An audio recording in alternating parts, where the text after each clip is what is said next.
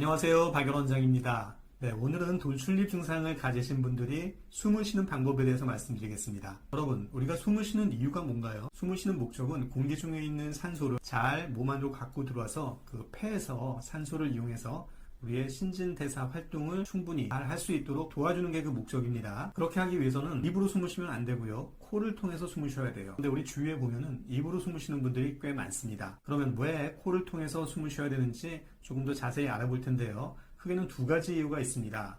첫 번째는 공기 중에는 많은 산소가 있는데 우리가 그 산소를 활용하기 위해서는 효율적으로 몸 안으로 전달을 해야 하거든요. 근데 우리가 이제 코로 숨을 쉬게 되면은 그 역할을 잘 수행을 할 수가 있습니다. 왜냐하면 코 안에는요, 끈끈한 코 점막이 있어요. 그래서 그 코 점막을 통해서 공기가 안으로 들어가게 되면 그 코 점막에서 우리 몸 안에 온도와 습도하고 비슷하게 이제 공기를 조절을 해줍니다. 그래서 조절이 된 그 상태로 몸 안으로 들어갈 때 가능한 많은 그 산소가 폐로 전달이 될 수가 있는 겁니다. 두 번째 이유는 바깥에 있는 공기 중에는 산소만 들어오는 게 아니고 우리 몸에 좋지 않은 그런 세균이나 바이러스, 이런 찌꺼기들도 굉장히 많거든요.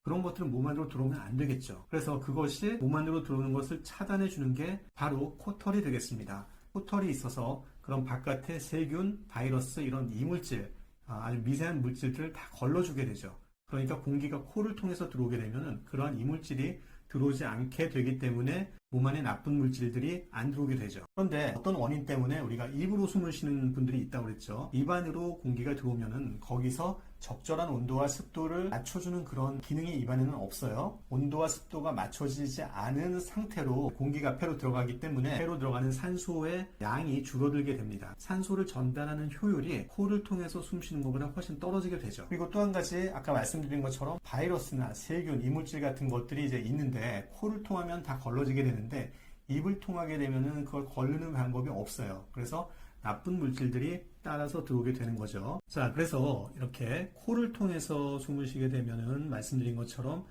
여기 그 점막이 있어가지고 온도와 습도를 잘 맞춰서 아주 좋은 산소가 많이 포함된 공기가 폐로 전달되는 게 첫 번째 좋은 거고요.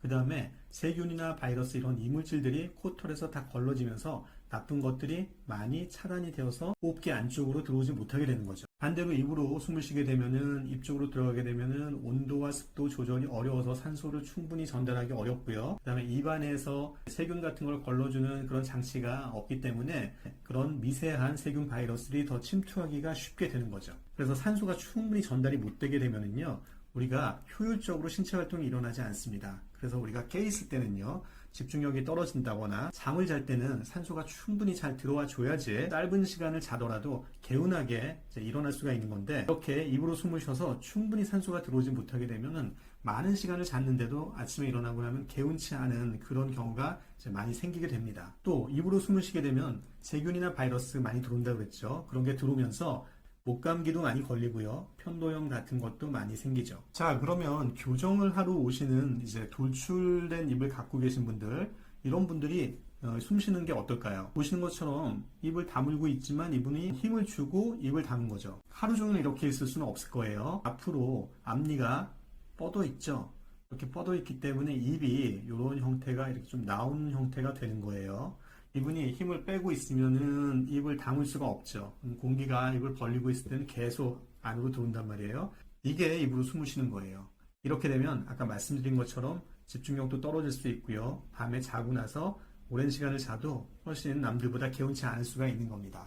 자, 이런 분들이 보통 교정을 하러 오실 때 인매가 예뻐지고 옆모습이 예뻐지고 인매가 예뻐지려고 교정을 하러 오시는 거죠. 그런데 이렇게 상담을 해보면 입을 벌리고 있을 때가 많기 때문에 항상 입으로 숨을 쉬는 거에 대한 그 문제점들에 대해서 많이 얘기들을 하세요. 그래서 교정을 하고 나면 좀 더 좋아질 거라고 말씀을 드리고 교정을 진행하게 됩니다. 네, 그래서 이런 분들은 이렇게 작은 어금니를 위아래로 빼고요.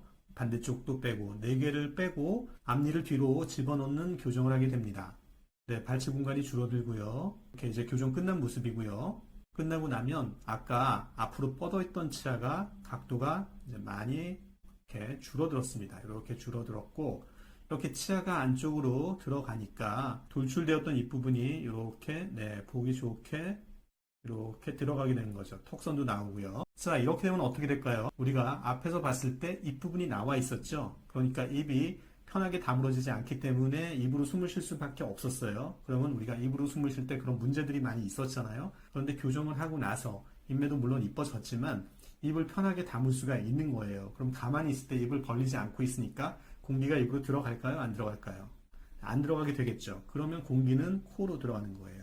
코로 들어가서 우리가 말씀드렸던 것처럼 정상적인 방법으로 코를 통해서 숨을 쉬게 되는 겁니다. 그래서 이런 분들은 심미적으로 예뻐지려고 교정을 하러 오셨지만 실제 교정하고 난 다음에는 그런 효과도 물론 이제 우리가 얻어낼 수 있고 또 이거보다 어떻게 보면 더 큰 효과를 볼 수 있는데 그게 바로 코를 통해서 숨을 쉴 수 있게 되었다는 점이죠. 그리고 실제 우리 환자분들 중에서도 돌출입 때문에 교정하러 왔는데 교정하고 난 다음에 심미적으로도 물론 예뻐졌지만 숨쉬기가 편하고 감기도 잘 안 걸리고 그리고 학습에 대한 집중도도 되게 높아졌다 이렇게 말씀하시는 엄마들이 많습니다.